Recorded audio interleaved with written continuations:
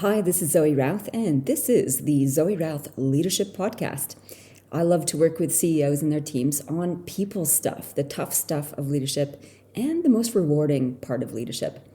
My guest today is a remarkable leader. He's had a vast array of leadership experiences.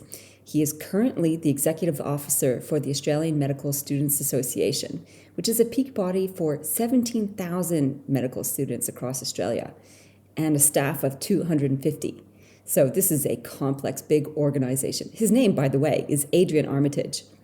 He has also had a number of other roles, and he was where I first met him when he was a senior manager with the Australian Computer Society, the ACT chapter. And he did an incredible job of building that whole wing of the business up in the time that he was there.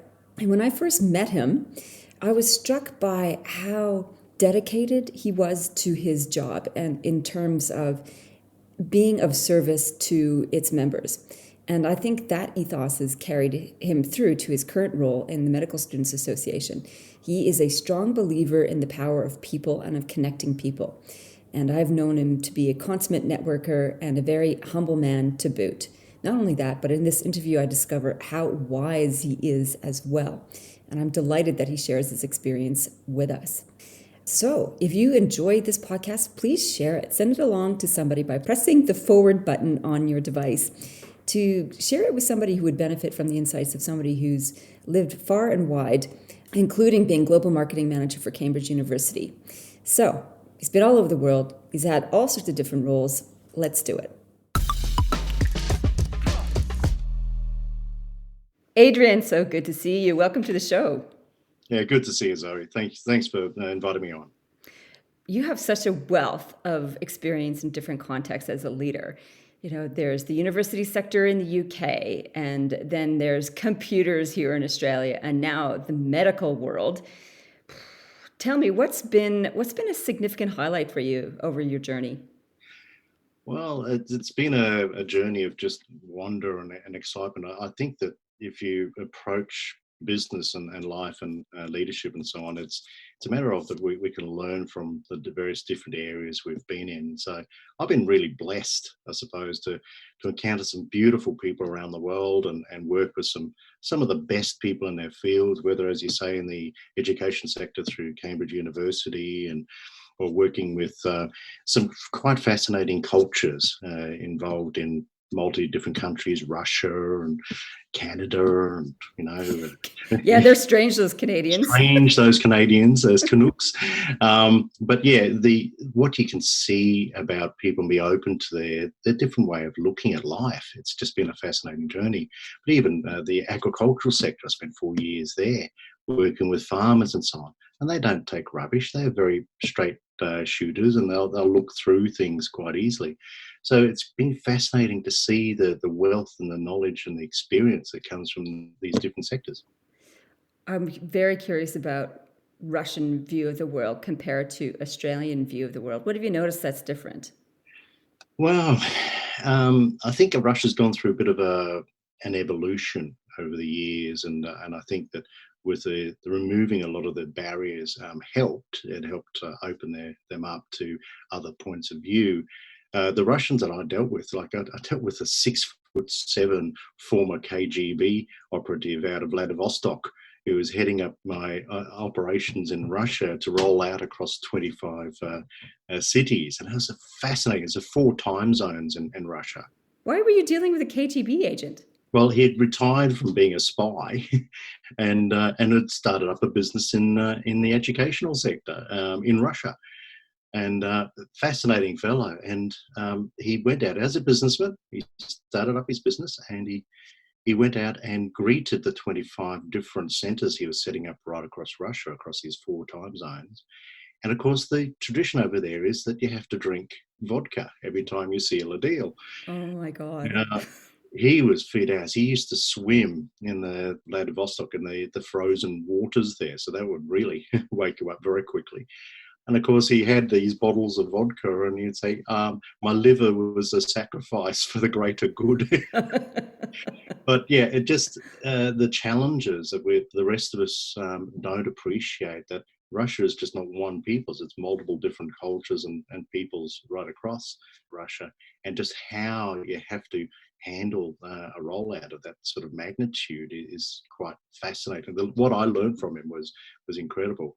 And he says, I always intimidate at 6'7" with 6 foot shoulders and able to do 500 push-ups a day kind of person is very, very intimidating, but a super gentle person who had issues about the drinking culture in Russia. Oh, yeah. You'd have to have issues if everywhere you went you had to down some vodka. I'd be dead for sure. My body couldn't process that. Contract negotiation takes on a new perspective. Oh, my Lord. Well, I'm glad I don't have to contend with that. So, across all of your world travels and dealing with ex-KGB agents that are 6'7", Yeah. and your experiences in business and negotiation, one of the big questions I have is, how do you define leadership? Leadership, it's one of the age-old questions, and I define it as open, being open to different inputs and perspectives and so on. The one thing that probably brings most leaders undone is that if we believe that we know everything, we know that through experience, we know the rights, the wrongs, and can make wise decisions. But quite often I've found throughout life that you don't know everything. You don't know all the facts of a situation or the marketplace. So being open, I think, is a phenomenally important factor with most leaders, especially in the current climate, where I think that the issue is relates to the change that people have in the way they're going to pivot their businesses and how they're going to be open to new ideas in their businesses. So leadership is open, but open to your team, open to thoughts, and in that trust and that you build up with this openness, that you're allowed to say to people, look, I've taken on board what you've said, and yeah, this is what I factored in.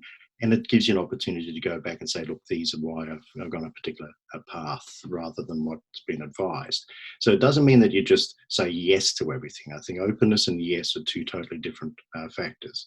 You have to be wise enough in your experience to say no because of these factors or this information that I've been able to ascertain.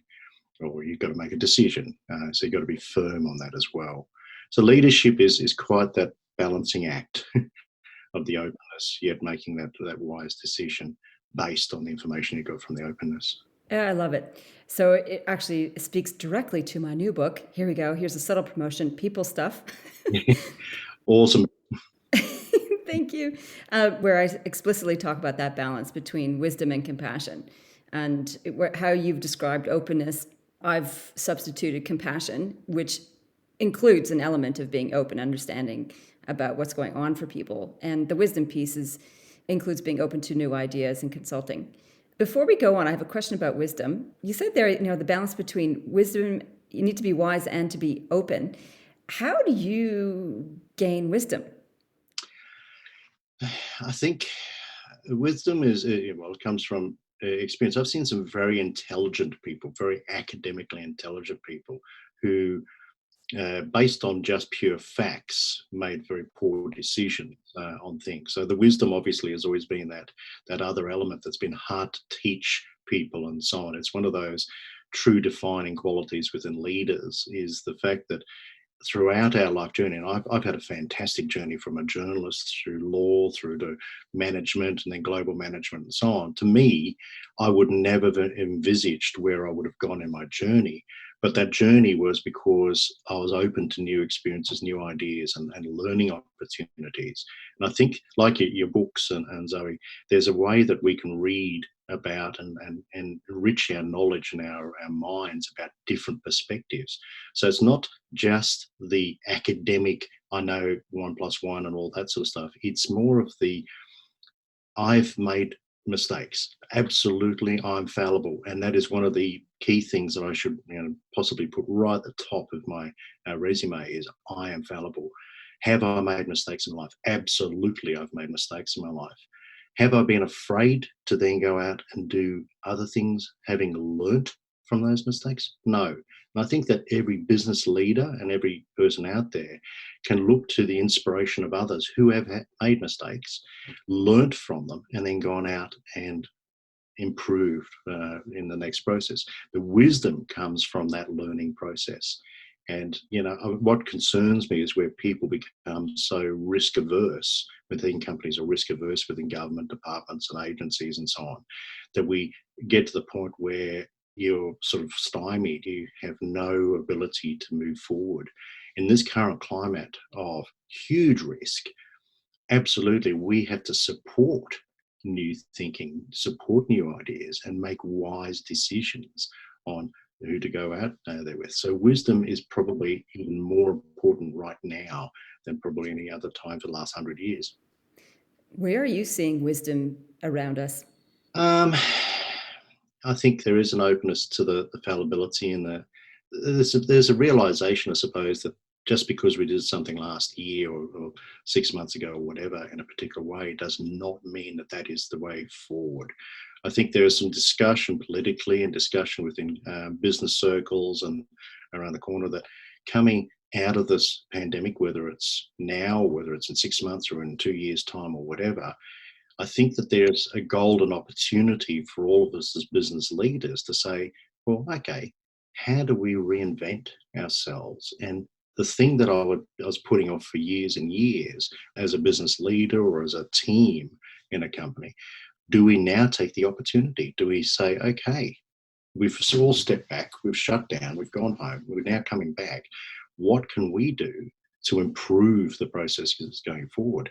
And that comes through knowledge of history, knowledge of what hurt us in the past, or some of the problems that we had in our processes, the way we think, or whether the business is structured, and then looking, okay, what do we need to do? If we had a clean slate and wiped all that away, wisdom tells us we've learned from all that, what can we do better?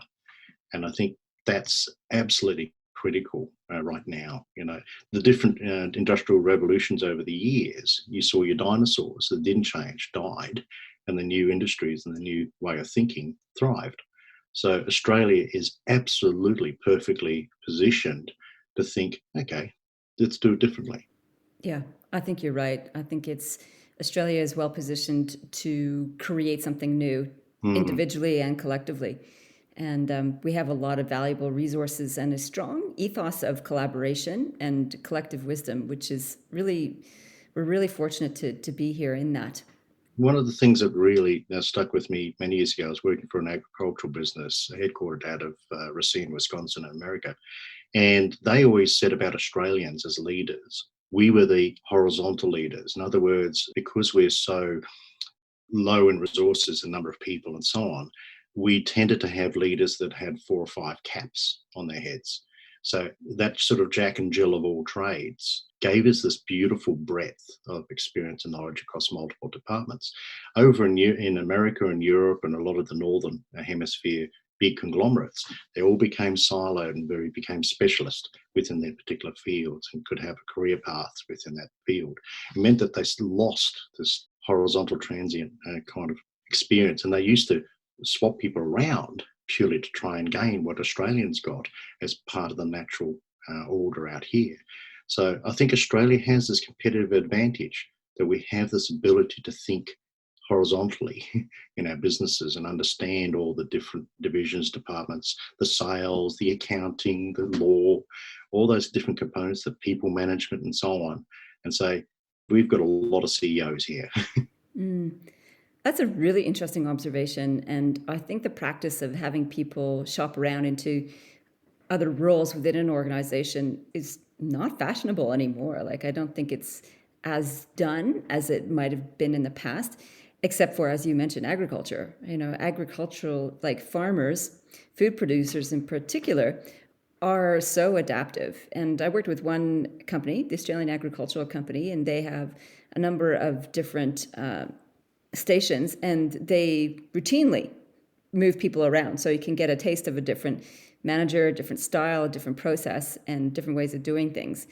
And that creates a lot of versatility in their workforce, as well as they have vertical promotion as well. You go from, hand, like helper, to stock handler and stock manager and so on. That's a fascinating observation. You said earlier that, as a leader, I am fallible. And I'm curious about that, with such a long history. Can you tell me about a time where you experienced a failure and how you worked your way through that and how you came out the other end? Geez, I've got a whole 800 pages here. Do you want me to go through? No, I can talk about a recent experience, and it was actually quite confronting, I suppose, to know what happened. I spoke about that Russian fellow and how daunting and scary a 6'7" person is. Well, I'm over 6 foot myself, and I'm bald, and fairly can be intimidating if need be. And I dealt with my accounts department and chatted to them about a particular matter at the time, and I was approached afterwards by one of the very brave souls within the team. And I have to say they're brave because the way I came across was very scary and very intimidating. And I didn't know it. I was just, in my mind, in my eyes, I was just purely annoyed and saying, look, live to your game. Now, I'm not one prone to swearing or belittling people or anything like that. It's not my style.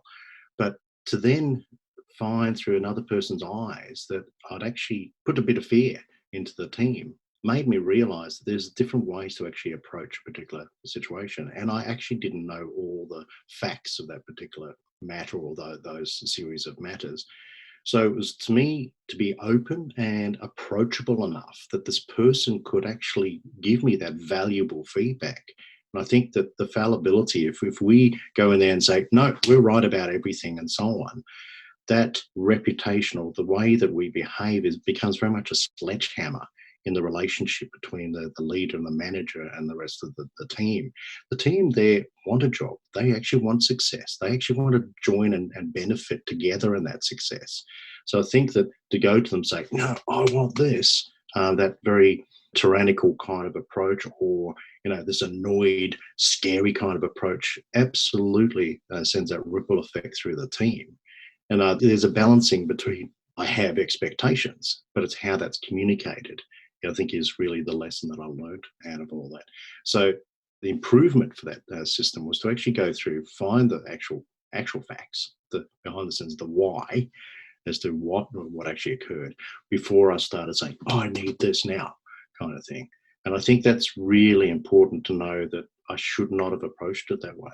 And it made me approach my team differently in the last 8 or 9 months. It's been fantastic. And I think that there's been a real respect, mutual respect. And the team certainly lifted their game. They said, oh, now we know, okay, there's the expectation, there's a level. But the approach of how it's communicated and so on is really important, and a lesson that I learned. Well, it's very courageous of them because, well, first of all, things that amplify intimidation are, as you mentioned, size, height, masculinity can be in its own thing intimidating, and then positional power and authority. Everybody who's got positional authority, everything we do is amplified and can be translated as intimidating. I'm really curious though, was it your tone that they were?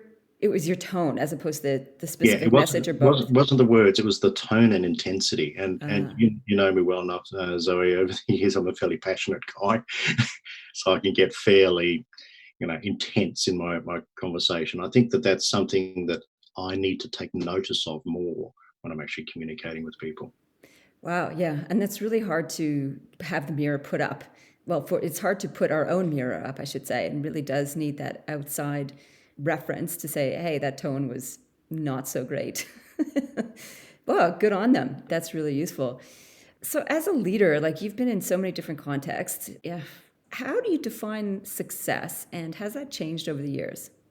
That's a very, very good question. And success in the good old days when I was first started, and say whether I was working at OPSM, I was working the due diligence team. So success for us was purchasing an operation from the Jardines Group for the optical distribution stores out of Hong Kong and so on. So to me, success was we succeeded in concluding that contract, and we bought the thing for a good price. We did right by our shareholders and so on.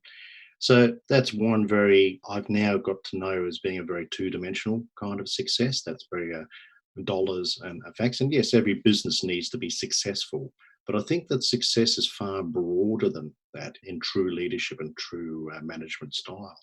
Success is me realizing how I dealt with the accounts department recently. If I had dealt differently, then I'd be at war with a particular group within my own organization, and that's me as failure. Success is measured in not just the fact that dollars are good at the bottom line. Yes, that is a financial viability success, but it's also the health of the team, the health of the company as a whole. And I think this is the biggest challenge as leaders that we have, is how do we really balance that engagement with people, with other fellow human beings. It's not a dictatorial approach. It's my job is to remove barriers to make them do a better job, and to take a lot of the stresses and strains off their shoulders. Now, that makes my job really, really challenging now, because there are a lot of barriers, and some of them I actually can't physically remove myself. So working together on a solution is absolutely critical. So success to me is the engagement, the communication, the ability to inspire on others to actually have input. And I think if everything went through this brain, I tell you what, I'd still be, much lower in life, and I wouldn't have succeeded. I know that this cannot solve all problems. My brain cannot solve all problems. So I think that as a collective team, we all have a shared success in a good environment, success in low staff turnover, success in the ability to actually have people realize their journeys. And one of my greatest successes was to inspire one of my staff many years ago. She went on to study at university and started up her own business. I lost her as a staff member, a phenomenally valuable staff member to the team. My success is to absolutely be proud of the fact that she realized her potential and became a business owner herself. To me, that is success. So success is not just that dollar bottom line. Success isn't even holding on to that person forever, because you might be stifling them from their own potential to become a great person. So yeah, success, you ask a very simple question, but it's really complex. It is. The more experienced we become, I think it's easy when we first start in our careers to have set goals that are external to us and say, when I hit that, then I know I can do stuff. And I think that's a natural thing to have that as we progress in our leadership journey. And then we start to expand it a little bit. Once we know that we can set a plan and kick some goals, it's about the quality of the journey, the quality of the experience, the quality of the relationships around us that supports and influences and enriches that whole initial success. You mentioned earlier, like one of the key to successes is not only the financial health, but the team health. Do you have a way of monitoring or measuring that? Geez, you asked some good questions. Thanks, Zoe. um, Look, monitoring health it's a very tricky business, especially I explained the accounting example earlier. If I had gone there and had a team that did not have trust or faith in me to be able to approach me, that would have continued to be a failure and would have continued on. It would have been a very, very bad result all around. So I think that talking to the measurement of the teams, it comes down to, I suppose, their ability to speak to me. Like I've everyone talks about the open door policy that senior managers have, and yes, I understand and I agree with that. But there's open door, and then there's open door. The only way I can describe it. There's, yes, the physical open door might be there, but quite often people turn and say, "Look, I'm too busy. Can you come back to me later?" And so on. And I think that we do have to manage our time and manage what is important right now. And people have to respect the fact that I might have to focus on something at this moment, as any manager or anything may have to do. But it's absolutely having a bit of the antenna at the back of the head type thing to pick up on some of the signals. And they may be that, people aren't turning up to work. They may be very ill for a reason. There might be a lack of engagement in meetings and so on. And just constantly, literally monitoring that about your teams and about your people and instilling the skill set, because again, it can't all be me. It can't be through the single leader.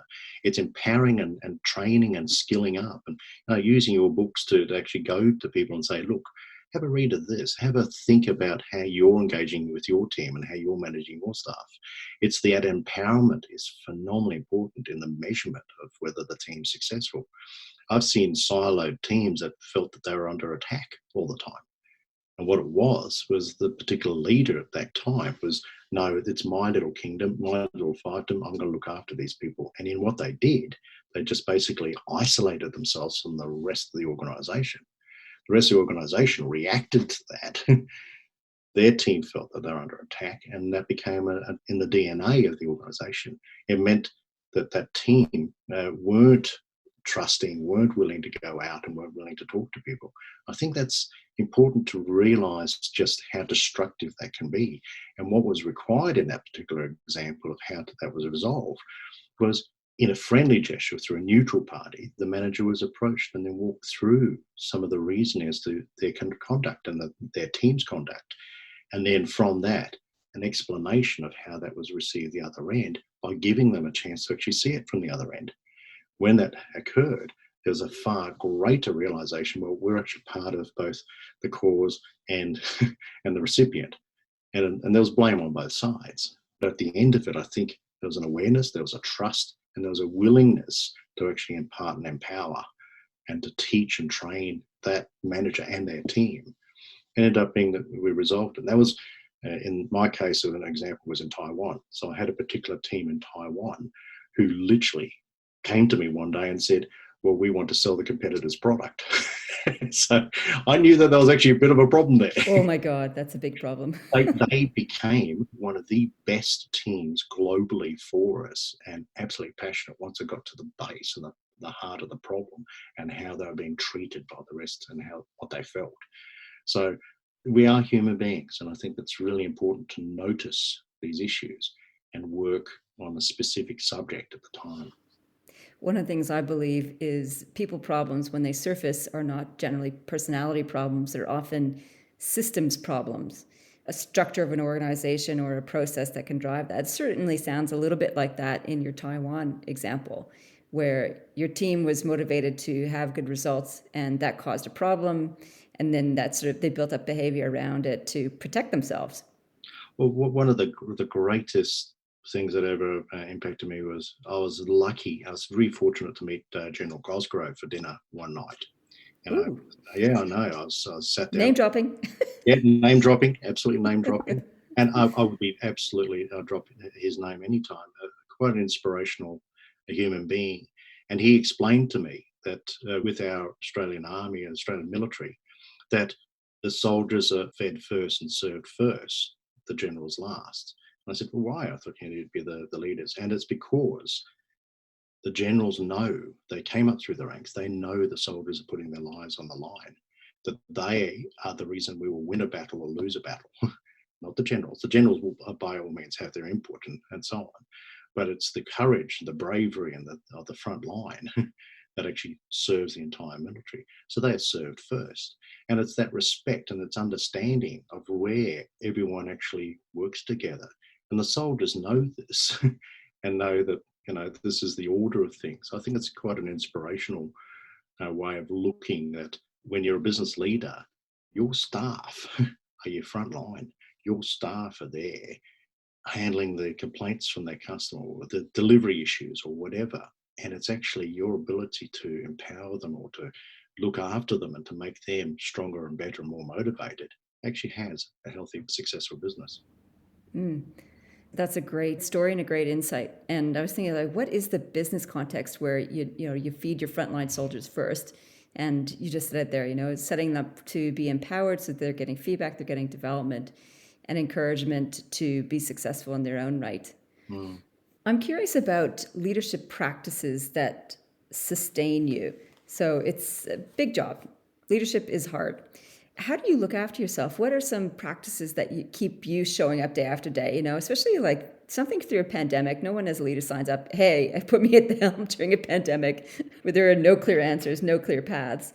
How do you get through that? Yeah, I would like to say big bear hugs and just embrace it, but it's not a matter of that. Look, I have to, I'll be revealing here for you. I felt isolated in this pandemic, I have to say, because I'm a very tactile, very people person. And as a managers, there's the macro managers, the micro managers, the different styles of management for different leaders out there.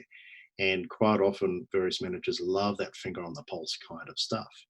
And this has certainly caused quite a fracturing of teams and a motivational issue. So one of the things that inspired me is the regular meetings and so on through Zoom, through online purposes.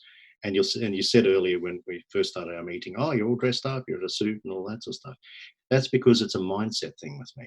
It's a matter of I put on the suit to get my mind thinking, not necessarily who I'm dealing with. I think quite often I'll go through a day and actually not have any engagement in a physical, visible sense with anyone. So we didn't matter what I was dressed in.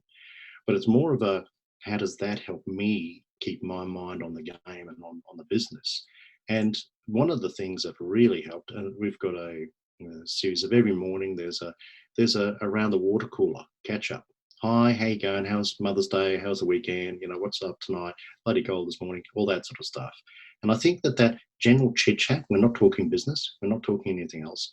It's the camaraderie, it's the hi, it allows us, getting back to your previous question about having that sense of how's the team going and picking up on some of the visual and the audio signals of whether a person's going through a tough time.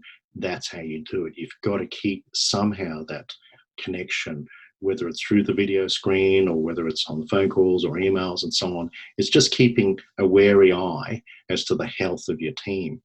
And I think that the improvement in the number of times that we've had formalized, like I had one of my accounts payable team hadn't emailed back as to the fact that we were having regular meetings. So I said, well, just email back to such and such and such and such and tell them, hey, look, we had this meeting and it's a weekly basis, it's at this time, and this is what we chatted. And he said, why? And I said, well, you effectively used to do that from your desk to the person next to you. Now they don't see anything at all. So this is your way of just touching base. Your emails become your new friend. Your team, we've got Team Viewer and so on our site. So use it more. And it's sort of inspiring people to not be afraid of the technology and to just reach out and touch base with people. So I think that's been some of the challenges lately. I think this pandemic is particularly hard on extroverts like you and me. Oh, it's really hard. So I ran a program last week, a group program, and I said, it's a good thing that you guys are all on video because if we were all in a room together, I'd break all the social norms and give you all hugs. I couldn't help myself. So it's good. I need to isolate myself so I don't break all the rules. That's sort of question for you. Is there a particular resource that you turn to again and again to inspire, uplift you as a leader? It could be a book or a process. Look, there's multiple books, and you've got some great books that are out there. And I think that I would encourage, and this isn't some sort of paid endorsement or anything like that. I've actually read through multiple books throughout my life. I'm a reader. Started life as a journalist and studied law and all that sort of stuff. You get really used to reading books. And I think there's a lot of wisdom and a lot of past experiences and lessons learned from that. But I think one of the things I like is when you start focusing on certain things like compassion, or when you're talking about the emotive side or the empathy that one needs to have as a leader. I think that you talk about a lot of very valuable things that need to be triggered and reminded to us. Like in my fallibility as a leader, I'll quite often get caught in ruts throughout my life. And one of the things that I do on a regular basis, at least once a year around Christmas, is I totally shift myself out of that comfort zone into an uncomfortable zone and say, get away from that rut, get away from that thinking and think out of the challenging square a bit.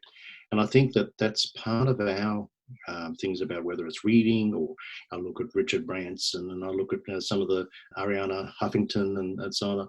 There are absolutely great leaders out there. She's probably introduced one of the greatest things to the Huffington Post around the world, where it was challenging people's thinking about stuff.